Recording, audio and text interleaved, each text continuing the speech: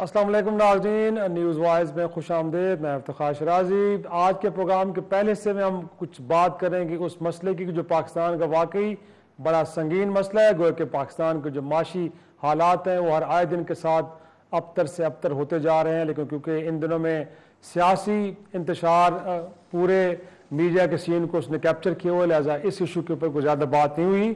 लेकिन अगेन ऐसे में कि जब हुकूमत वक्त ने आज से 2.5-3 हफ्ते बाद जून के पहले हफ्ते में वफाकी बजट पेश करना है, अभी तक IMF प्रोग्राम को बहाल नहीं किया जा सका। और ऐसे में कि जब प्रोग्राम नहीं है तो पाकिस्तान एक्सटर्नल फाइनेंसिंग के ऑप्शन की तरफ भी नहीं जा सकता।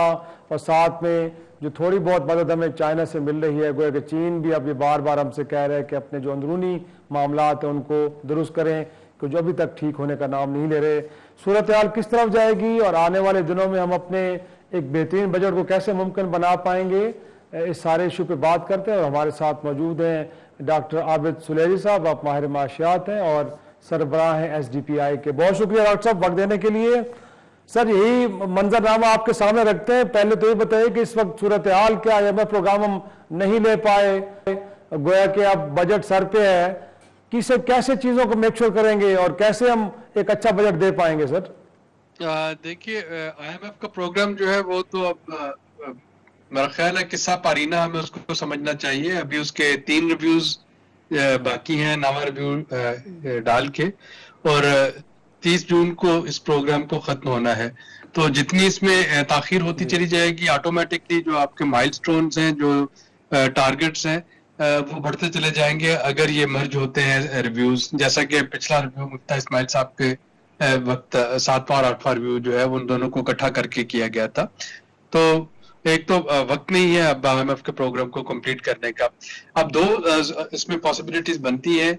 या तो ये है कि इस प्रोग्राम को अगले नए प्रोग्राम में कन्वर्ट कर दिया जाए, जो कि बहुत जरूरी है पाकिस्तान के लिए लेना। हमें अगले कम से कम 3 से 4 साल IMF प्रोग्राम में रहना होगा, क्योंकि उसके बगैर जो हमारी एक्सटर्नल पेमेंट्स हमें करनी है और जो हमें दोस्त ममालिक से या बाकी जो है अदारे वर्ल्ड बैंक, ADB वगैरह, उनसे जो इमदाद चाहिए वो नहीं मिलेगी अगर हम IMF प्रोग्राम में नहीं होते। और दूसरी जो एक सूरत हाल बनती है वो ये है कि वक्ती तौर पे IMF का सिलसिला जो है उसको रोक दिया जाए, ताकि जो अगला बजट पेश होना है जून में वो उसके लिए IMF को कंसल्ट ना करना पड़े, और हुकूमत के पास एक कुशन मौजूद हो कि एक बड़ा पॉपुलर प्री इलेक्शन बजट दे के हुकूमत इलेक्शन की तैयारियों में जा सके। और फिर जो भी इलेक्शन जीते, PDM आए, PTI आए, कोई और अलायंस गवर्नमेंट या कोलिशन गवर्नमेंट आती है, तो फिर वो IMF से नए सिरे से मुज़ाकरात जो है वो तय करे। तो इस तरह की सिचुएशन में डॉक्टर साहब, ये तो मैं आपसे बाद में पूछूंगा कि इनफैक्ट अगला बजट कितना कोई सख्त होगा, आवाम के लिए कितनी कोई बड़ी अलार्मिंग बेल बजने वाली है। लेकिन उससे पहले आज मैंने आपका आर्टिकल भी पढ़ा, बड़ा आई ओपनर है सर। हम तो हर हवाले से ट्रेड पार्टनर से लेके हर किसी का इन्वेस्टर, हर किसी का ट्रस्ट लूज कर रहे हैं सर। तो ये हुकूमत वक्त को इस बात का एहसास है कि सिर्फ एक प्रोग्राम न लेने में नाकामी से हमारा कितना बड़ा लॉस हो रहा है और आने वाले वक्त में पाकिस्तान की इकोनॉमी पे कितने प्रेशर्स आ रहे हैं, कोई इस बात का इदराक है? क्योंकि अब तक तो हुकूमत वक्त कहीं पॉलिटिकल मैनेजमेंट में लगी हुई है, इकोनॉमी को तो ज्यादा प्रायोरिटाइज किया नहीं जा रहा सर। देखिए, इस वक्त हमारा जो अशराफिया है वो भले हुकूमत वक्त है, वो अपोजिशन है, वो बाकी डिसीजन मेकर्स हैं।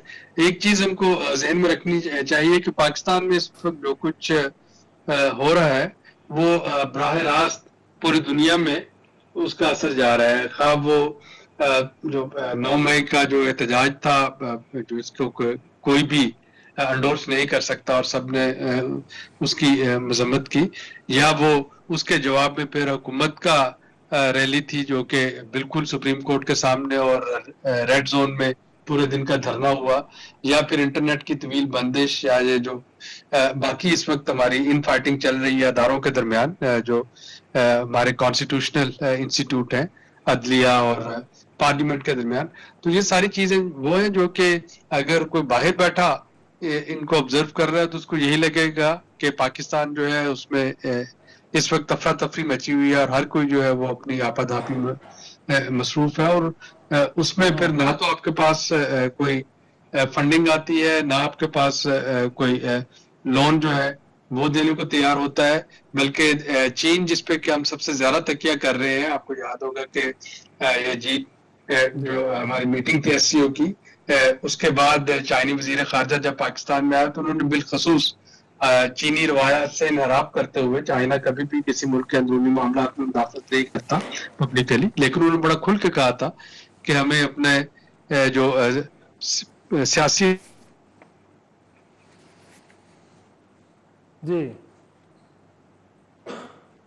بدقسمتی سے بعد وہ استحکام کی بجائے الٹا ہم عدم استحکام کی طرف جا رہے ہیں. تو یہ اس وقت تمام ایکٹرز جو ہیں یہ ان پہ لازمی ہے کہ اگر وہ چاہتے ہیں کہ ایک مضبوط مستحکم پاکستان کو دیکھیں تو پھر تھوڑا سا اکانومی کو اس وقت پرائرٹائز کرنے کی ضرورت ہے. سیاست جو ہے وہ تبھی ہوگی اگر ملک کی معیشت بچے گی تو. اور ڈاکٹر صاحب انفیکٹ اس وقت اگر دیکھا جائے تو پاکستان پھر اگین دہشت گردی کی لپیٹ میں, گویا کہ ہم ملٹری آپریشنز بھی چل رہے ہیں, ساتھ میں ظاہر سی بات ہے اب ترقیاتی پروگرامز کے لیے بھی ہمیں فنڈز درکار ہوں گے, انفلیشن اپنے ہائیسٹ لیول پہ کھڑی ہے, 60 سال کے ریکارڈ توڑ چکی ہے. ہماری کٹی میں اتنا ہے کچھ کہ ہم ایگزامپلری بجٹ دے سکیں, یا ہمیں بہت سارے ایریاز کے اندر کمپرومائزز کرنے پڑیں گے, اور آپ کے خیال میں کون سے ایریاز ہیں کہ جہاں پہ ہمیں اب تھوڑا سا کمپرومائز کر کے آگے بڑھنا پڑے گا؟ دیکھیے بجٹ کیا ہوتا ہے, بجٹ تو تخمینہ ہوتا ہے نا کہ آپ کی آمدنی کتنی ہوگی اور آپ کے اخراجات کیا ہوں گے. تو جو اس وقت کا جو بجٹ ہوگا, ظاہر ہے آپ اپنی تخمینہ لگا رہے ہیں کہ اس سال میں آمدنی کیا رہے گی. آمدنی آپ ہمیشہ کی طرح بڑھا کے دکھائیں گے, اخراجات جو ہیں وہ کم کر کے دکھائیں گے. بہت سی چیزوں پہ جہاں پہ کہ کوٹ ان کوٹ مقبول فیصلے کرنے کی ضرورت ہے, گاڑیوں پہ چیزوں پہ ڈیوٹیز کم کر دینا, یا جو انکم ٹیکس کا جو شرح ہے اس میں کو اتار چڑھاؤ کر دینا وغیرہ. تو اس طرح کے جو ہے وہ تو کیے جا سکتے ہیں, جو کہ سب کو پتہ ہے کہ بجٹ جو ہوگا یہ چند مہینوں کے لیے ہوگا, اور اس کے بعد اگر پاکستان الیکشن میں جاتا ہے تو اس صورت میں نئی حکومت جو ہے, بھلے وہ PDM کی کیوں نہ ہو, اس کو IMF کے ساتھ مذاکرات کر کے ایک نئے سرے سے اعداد و شمار کو ریویو کرنا ہوگا. اگر الیکشن کے بعد کوئی اور حکومت آتی ہے تو اگین اس کو IMF کے پاس چونکہ جانا ہے تو اس کو ایک نیا بجٹ دینا ہوگا. اور اگر 2-3 ماہ بعد کوئی ٹیکنوکریٹک سیٹ اپ آتا ہے, کوئی کیئر ٹیکر گورنمنٹ آتی ہے, تو اگین اس کیئر ٹیکر گورنمنٹ کے لیے بڑا آسان ہوگا کہ وہ جو بھی نمبر جس وقت دیے جائیں وہ ان میں چینج کر سکے, کیونکہ اس کو تو کسی ووٹر کے پاس نہیں جانا, نہ اس کو کسی الیکشن میں جانے کی ضرورت ہوگی. تو یہ جو ابھی بجٹ پیش ہوگا جون کے پہلے ہفتے میں, اگر IMF کے ساتھ آلریڈی کوئی پرائر نیگوشیشن نہیں چل رہی حکومت کی, جس کا کم از کم مجھے علم نہیں, تو پھر یہ ایک پری الیکشن فارمولا بجٹ ہوگا جس میں کہ نمبر بڑے خوشنما ہو سکتے ہیں, لیکن وہ بجٹ جو ہے وہ نمبر سارے چینج ہو جائیں گے چند مہینے کے بعد. اور ڈاکٹر صاحب سادہ زبان میں ذرا عوام کے لیے پوچھنا چاہ رہے ہیں کہ عوام کے لیے اس بجٹ کے اندر کیا کچھ نئی مشکلات آ رہی ہیں, اور مور امپورٹنٹلی پاکستان کی اکانومی کو جو پریشر اس وقت ہے یہ اگلے کتنے عرصے تک رہے گا؟ ہمیں ابھی کچھ بہتری کی امید نظر نہیں آ رہی. آپ کے خیال میں کتنا مزید ہمیں انتظار کرنا پڑے گا؟ دیکھیے اگر آپ کا IMF پروگرام جو ہے وہ نہیں آتا ہے تو فوری طور پہ کوئی ایسی ساورن پیمنٹ تو نہیں, یعنی سادہ لفظوں میں جب فوری طور پہ کوئی دیوالیہ ہونے والی خدا نخواستہ کوئی سچویشن نہیں, لیکن ہوگا یہ کہ آپ کا جو روپے کی قدر ہے وہ گرتی چلی جائے گی. اب روپیہ آلریڈی پچھلے ایک سال میں 37% اپنی قیمت جو ہے وہ کھو چکا ہے ڈالر کے مقابلے میں. تو جو روپے کی قیمت گرتی ہے تو مہنگائی میں اضافہ ہوتا ہے, لوگوں کی قوت خرید جو ہے وہ کم ہوتی ہے, لوگوں کی جو آمدنی ہے, جو اثاثے ہیں, ان کی قیمتیں گھر بیٹھے کم ہوتی چلی جاتی ہیں. اور اس مہنگائی سے بچنے کے لیے پھر اسٹیٹ بینک کے پاس ایک ہی فارمولا ہوتا ہے کہ شرح سود جو ہے وہ بڑھا دی جائے. اب شرح سود آلریڈی ایک ریکارڈ بلند سطح پہ ہے.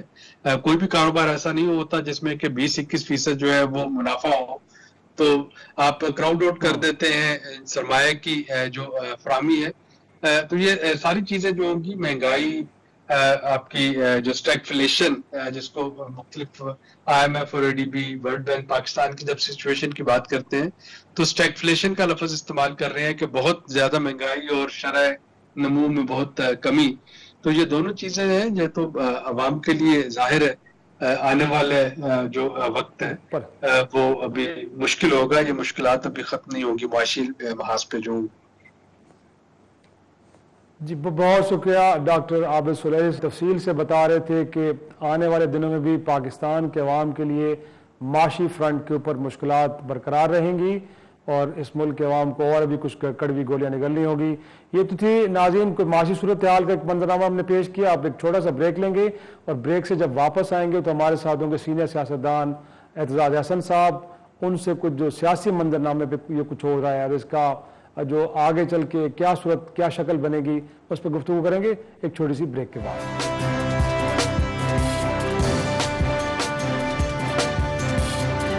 پروگرام میں ایک بار پھر خوش آمدید ناظرین. 9 مئی کے پرتشدد واقعات کے بعد جو پولیٹیکل ٹیمپریچر اپنے عروج پہ گیا تھا وہ ابھی تک نیچے آنے کا نام نہیں لے رہا اور دیکھا یہ گیا ہے کہ اب عمران خان صاحب کے جو دیرینہ ساتھی ہیں کل عامر کیانی صاحب اور آج ملک امین اسلم صاحب جو بڑے برس سے خان صاحب کے ساتھ تھے اب وہ ساتھ چھوڑ رہے ہیں کیونکہ خیال یہ ہے کہ جو تشدد کا ایلیمنٹ آیا ہے تحریک انصاف کی سیاست میں یہ کسی کے لیے شاید قابل قبول نہیں ہے. اور دوسری جانب ہم دیکھتے ہیں کہ آج عمران خان صاحب کو بلایا تو گیا تھا القادر ٹرسٹ کیس میں نیب میں وہ پیش تو نہیں ہوئے. انہوں نے اپنا جواب بھجوا دیا ہے لیکن زمان پارک میں بھی ایک کشیدگی کی فضا موجود ہے اور خطرات یہی ہے کہ شاید گرفتاری ہو ان کی. اگرچہ پنجاب حکومت یہ کہہ رہی ہے کہ کچھ 40 لوگ ایسے ہیں کہ جو دہشت گردی میں ملوث تھے 9 مئی کی اور ان کی گرفتاری مقصود ہے لیکن خان صاحب اس خدشے کا اظہار کر رہے ہیں کہ شاید انہیں گرفتار کیا جا رہا ہے. آج بات کرتے ہیں ہم چودھری اعتزاز احسن صاحب ہمارے ساتھ موجود ہیں. بڑے سینئر سیاستدان ہیں برادری ہیں. انہوں نے کئی پولیٹیکل کرائسس دیکھے اور پھر ان کے جو کس نہج جا پہنچے. تو آج بھی ہم بات کرتے ہیں کہ جو موجودہ صورتحال ہے سیاسی بحران ہے یہ آخر کس کروٹ بیٹھے گا. اعتزاز صاحب بہت شکریہ سر. سب سے پہلے تو میں یہ جاننے کی کوشش کروں گا کہ جو آپ خود تحریک انصاف کے اندر سے ایک ریئیکشن آ رہا ہے عامر کیانی صاحب ملک امین اسلم صاحب باقی لوگ پارٹی کو چھوڑ رہے ہیں, آپ کو بھی لگتا ہے کہ جو تحریک انصاف کی اس پروٹیسٹ کے اندر جو تشدد کا ایلیمنٹ آیا ہے یہ ایک بڑی غلطی ہوئی ہے اور اس کا نقصان اب تحریک انصاف کو ہوگا؟ اس کا نقصان ہوگا تحریک انصاف کو ہوگا اور بظاہر تو یہی لگتا ہے کہ جیسے تحریک انصاف کے ہی بلوائی تھے جو وہاں گئے ہیں, لیکن میں سمجھتا ہوں کہ یہ ٹیسٹ آف ٹائم ہے. آپ کو ایک چیز میں بتاؤں کہ اصل حقیقت سارا وقت چھپی نہیں رہ سکتی. اب اس میں ایک بڑا عجیب سا فینومینا آیا ہے. وہ یہ آیا ہے 2-3 بڑے عجیب. ایک تو یہ آیا ہے کہ یہ بلوائی جو ہے اور بلوائیوں کی تعداد زیادہ نہیں ہے. آپ ان کو دیکھیں وہ فوٹیج دیکھیں جو ان کی بلوائیوں کی ہے انسائڈ دی کور کمانڈرز ہاؤس. وہ اگر آپ دیکھیں لاٹھیاں ان کے ہاتھ میں پر 5-5 3-3 4-4 کی ٹولی کھڑی ہے اور جس کو پنجابی میں کہنے ہیں برلے کھڑوتے ہیں. وہ کوئی اکٹھے ساتھ ہے نہیں, کمپیکٹ کراؤڈ ہے نہیں اور وہ تو 20-30-40 لوگ ہوتے ہیں زیادہ سے. اب 40 لوگوں کو ان کے ساتھ 200 اور ملا لیں 300 اور ملا لیں جو باہر رہ گئے یہ انٹر کیے ہیں. کسی نے جانا ہے اگر انٹر کر کے اور آگ لگانی ہے تو اس کا ایک خاص مقصد ہونا چاہیے, اس میں ایک تحریک ہونی چاہیے آگ لگانے کی. جو تو باہر ہی کھڑے ہو گئے ان کا تو یہ ہے ہی نہیں تھا ارادہ. پھر آپ دیکھیں کہ ان کے پاس سوٹے ہیں, ان کے پاس کوئی پستول نہیں ہے, کوئی گولی نہیں چلی, کوئی فائر نہیں ہوا وہاں. نہ انہوں نے فائر کیا نہ کمانڈر ہاؤس کے محافظوں نے فائر کیا. اب اس صورت میں اگر آپ دیکھیں اب تو یہ انہوں نے جاری کر دیا پنجاب حکومت نے, اور بڑا مطلب ہے وہ بہت ہی امپورٹنٹ ڈاکیومنٹ ہے جو انہوں نے جاری کیا, بہت ہی. وہ انہوں نے جاری کیا بائی دی منٹ. آپ دیکھیں یہ مانیٹر کر رہے ہیں بائی دی منٹ کہ یہ کوئی پتہ نہیں 2:17 پہ یہ کراؤڈ نکلا ہے زمان پارک سے. زمان پارک سے, جی زمان پارک, یہ 3:06 پہ یہ انہوں نے اس طرح دیا ہے. یہ پہنچا ہے لبرٹی سے, یہ چلا ہے کوئی اس وقت میرے پاس نہیں ہے تو میں نے اسٹیٹمنٹ نکلوائی بھی ہے. وہ چلا ہے اور یہ 3:35 پہ چلا ہے, اور یہ 5:11 پہ یہ ان کی ٹائمنگ دی ہوئی ہے. یہ پہنچا ہے کال کمانڈر 5:11 پہ. ان کے مطابق, یہ پولیس کے مطابق 20-25 لوگ اندر گئے ہیں. کوئی مزاحمت نہیں ہو رہی. آپ 20-25 لوگ کیا 100 بندے جا کے کور کمانڈر کے گھر میں دکھاؤ مجھے, جہاں 200 جوانوں کا پہرا ہوتا ہے, وہاں آپ کس طرح جا سکتے ہیں؟ لیکن کور کمانڈر کے گھر کے دروازے کھول دیے گئے تھے. اب پولیس یہ کہتی ہے کہ 7:55 تک یہ آگ لگاتے رہے. اعتزاز صاحب ایک چھوٹی سی بریک لینی پڑ رہی ہے, بریک سے واپس آتے ہیں, گفتگو کے سلسلے کو یہیں سے آگے بڑھائیں گے.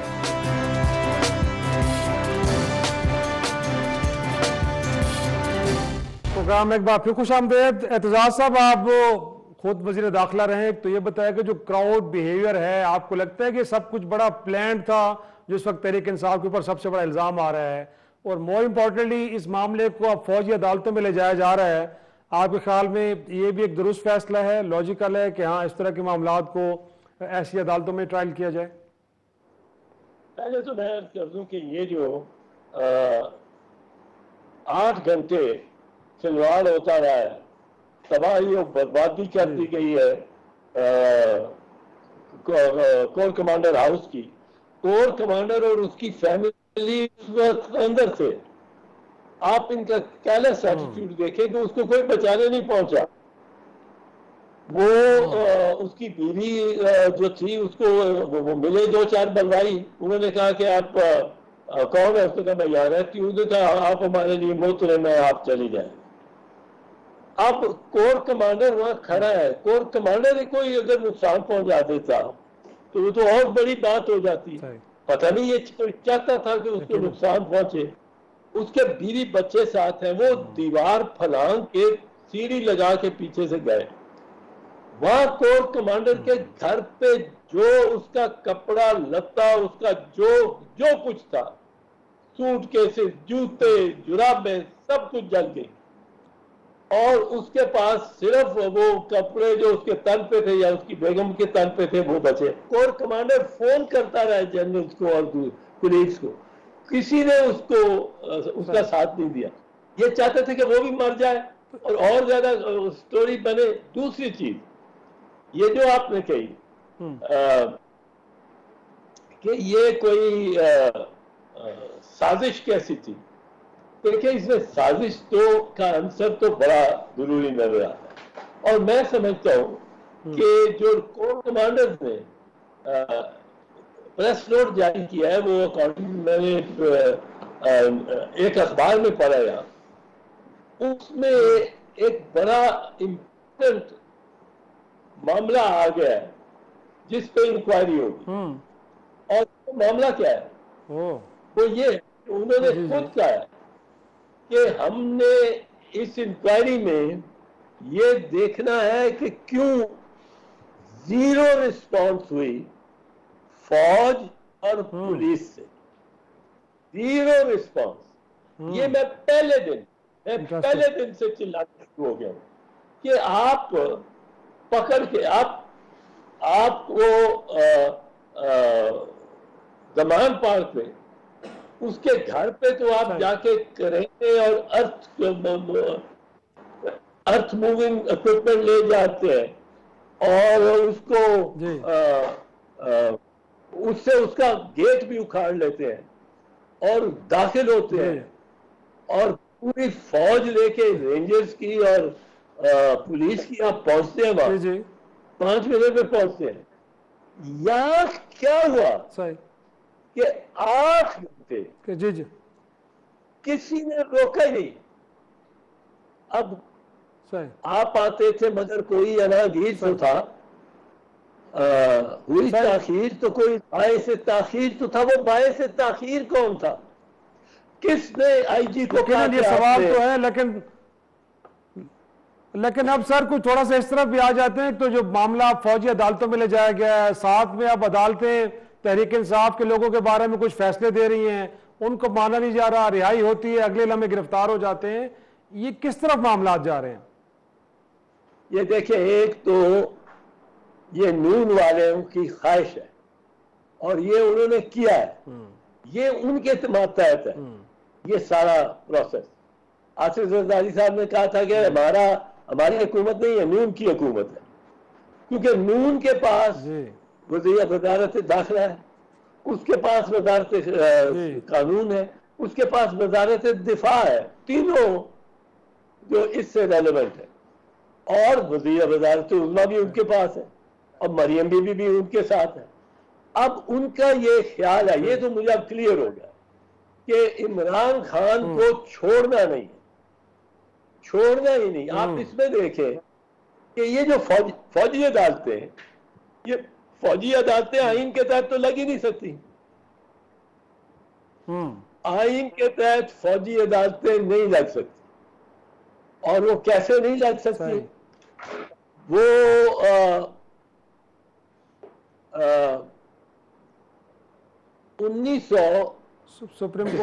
16 دسمبر 2014 میں وہ ہوا تھا اے پی ایس پشاور کے دردانہ واقعہ, اور اس کے بعد جنوری میں فوجی عدالتیں لگا دی.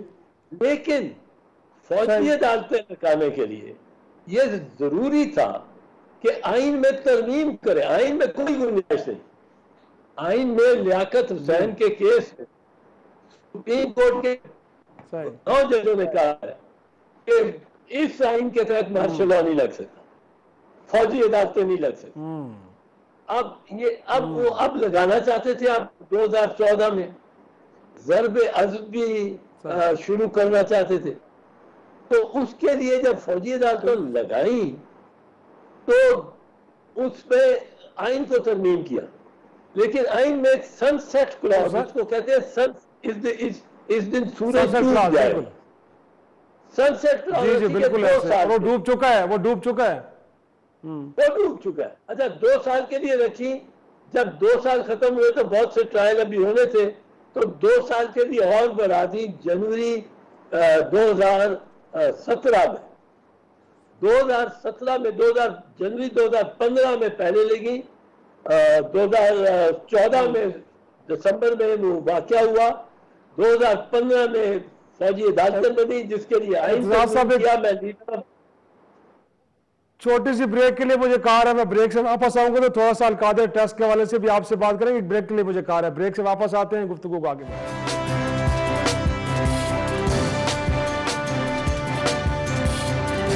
پروگرام ایک بار پھر خوش آمدید. اعتراض صاحب, یہ جو پچھلے دنوں سپریم کورٹ کے سامنے جو کچھ ہوا ہے سر, واقعی آپ کو لگتا ہے کہ عدلیہ کا کنڈکٹ ایسا ہے کہ احتجاج بنتا تھا, یا پھر آپ کو لگتا ہے کہ نہیں سپریم کورٹ اور عدلیہ کو دباؤ میں لانے کی کوشش کی گئی ہے؟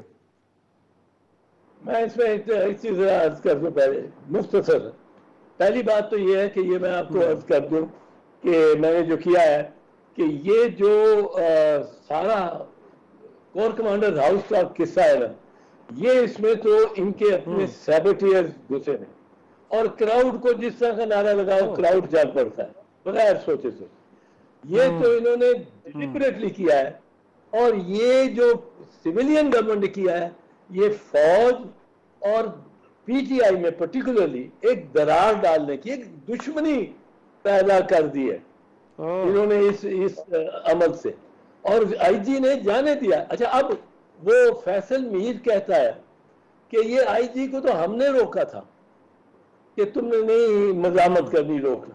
اب اگر آپ نے روکا تھا تو آپ کے پھر شر پسند اس کراؤڈ میں موجود تھے، پھر تو آپ میر کی بات کر رہے ہیں آپ، وزیر دفاع مجھے اطلاعات کی۔ اچھا، اور سب سے پہلے کٹہرے میں آئی جی کو ہونا چاہیے۔ اور اب اگر وزیر اطلاعات پنجاب یہ کہتا ہے کہ ہم نے روکا ہے تو پھر چیف منسٹر کو، دے آر دا سیبٹیئر، انہوں نے یہ سیبٹاج کیا سارا، انٹرسٹنگ۔ اور ان کا مقصد یہ ہے کہ فوج اور ان کی لڑائی ہو جائے۔ اب دوسری طرف تحریک انصاف آپ کے سامنے آ جائیں۔ جی ہاں ہاں، یہ ان کا بالکل یہ، اور یہ مزے سے آپس میں پیچھے ہو گئے اور فوج کے نعرے لگاتے ہیں۔ فوج کے ساتھ انہوں نے ہر وقت لڑائی کی ہے اور اس وقت فوج کو سیبٹاج کرنے کی کوشش کی ہے۔ اور میں سمجھتا ہوں کہ جو کمانڈر ان چیف ہے اس کو سب سے پہلے یہ دیکھنا پڑے گا کہ آئی جی کو انٹیروگیٹ کریں، آپ سچائی تک، حقیقت تک پہنچ جائیں گے۔ اب دوسرا جو ہے سپریم کورٹ سر، دوسرا ان کا جو سپریم کورٹ کے ساتھ، سپریم کورٹ کی اتنی توہین کسی عدالت کی کسی ایک جملے میں بھی اتنی توہین نہیں ہوئی جو یہ ہر جملے میں نام لے کے عطا بندیال کا اور اس کو للکارتے ہیں۔ اب دیکھیے، میں یہ کہتا ہوں، میرا یہ ماننا ہے انہوں نے خود کش جیکٹ پہن لی ہے، نون لیگ ہے، وہ خود کش ٹرک پہ بیٹھ گئے اور یہ جا کے پرائم منسٹر چلاتے ہوئے خود کش ٹرک کو سپریم کورٹ کے اندر مارنا چاہتے ہیں۔ اب اس کا ان کو فائدہ کیا ہے؟ کیونکہ سیاسی شہید بننے کی کوشش ہے سر۔ یہ چاہتے ہیں کہ جلد از جلد ہمیں نااہل قرار دیا جائے، ہمیں اٹھا دیا جائے اپنی اس پوزیشن سے، اور ان کے پاس ایک بیانیہ آ جائے، سیاہ جھنڈا لے کے یہ بھی الیکشن میں جائیں کہ جی ہمارے ساتھ ظلم ہو جاتا ہے، ہمیں ہر دفعہ کبھی بھی حکومت نہیں کرنے دیتے، ڈسکوالیفائی کر دیتے ہیں، یہ کر، یہ اس وقت مر رہے ہیں۔ اور اس لیے ان کی ہر آئندہ کی تقریر میں پچھلی تقریر سے زیادہ بدتمیزی ہوتی ہے، سختی، اور جی جی بالکل ایسے۔ انور بندیال اس پہ بڑا کول کھیل، لیکن اعتزاز صاحب وقت بڑا تھوڑا سا رہ کے میں یہ جاننا چاہوں گا، ایک تو نگراں حکومتوں کے مستقبل کے بارے میں بتائیے، اور جس طرح ہم کرائسس مینجمنٹ کر رہے ہیں سر، اس سے خیر نکلے گی یا شر نکلے گا، آپ کو کیا لگتا ہے؟ دیکھیں نہیں، نگران حکومت تو نگران تو انلیگل ہو گئے، 90 دن گزرے، دے آر انلیگل۔ وہ جو پیسہ خرچتے ہیں، جس کار میں بیٹھے ہیں، جس کا پیٹرول لگتا ہے، ان کے وزیروں سے گاڑیاں، پولیس کو چاہیے کہ وہ روک کے ان کو سڑک پہ کہیں جی آپ اتریں، یہ گاڑی سرکار کی ہے، اور آپ جائیں گھر جس پہ بھی یہ ہم ایس پی کے یا ڈی سی کے پاس جمع کرا دیں گے۔ اب جب تک ایسے نہیں ہوتا یہ نکلیں گے ہی نہیں۔ یہ کس جواز کے تحت بیٹھے ہیں، ڈھیٹ ہو کے، بیروپیے ہو کے بیٹھے ہیں۔ میرا خیال تھا وہ اعظم خان خیبر پختونخوا کا، وہ بڑا سینئر افسر ہے، وہ بڑا، اس میں ایک آن شان ہے اور اس کی بڑی عزت تھی۔ میرا خیال تھا کہ وہ خود کہے گا جناب 90 دن ہو گئے میں جا رہا ہوں۔ وہ بھی چمٹا بیٹھا کرسی سے، اتنی وہ مطلب بدنامی لے رہا ہے اتنے لیٹ کریئر میں۔ یہ محسن نقوی کا تو کچھ نہیں، یہ تو بلے لوٹ رہا ہے۔ اس کو تو پتہ لگنا ہے جب اب اس نے کنفیس کر لیا کہ آئی جی کو اس نے روکا ہے۔ اب آئی جی کو اس نے شروع میں تو روک لیا، پر آئی جی کو 4 گھنٹے بعد جب آگ لگتی کی بھی پتہ لگ رہی ہے، یہ اس وقت بھی روکا ہوا اس نے، وہ بھائی ایک بلڈنگ میں آگ لگ رہی ہے اور آپ نے آئی جی کو اپنے گھٹنے کے ساتھ بٹھایا میں صحیح کہ کچھ نہیں کرنا کچھ نہیں کرنا. یہ تو اس میں شامل ہے. صحیح یہ ایکسیسریز ٹو دی فیکٹ ہے. یہ ملزم ہے. یہ میرے ملزم ہے. اور وہ جو بہت بہت بہت شکریہ اعتزاز صاحب آپ کے وقت کا, کیونکہ پروگرام کا وقت ختم ہو رہا ہے. ناظرین اسی پہ آج کا شو ختم کرتے ہیں. کل تک کے لیے اجازت دیجیے. خدا حافظ.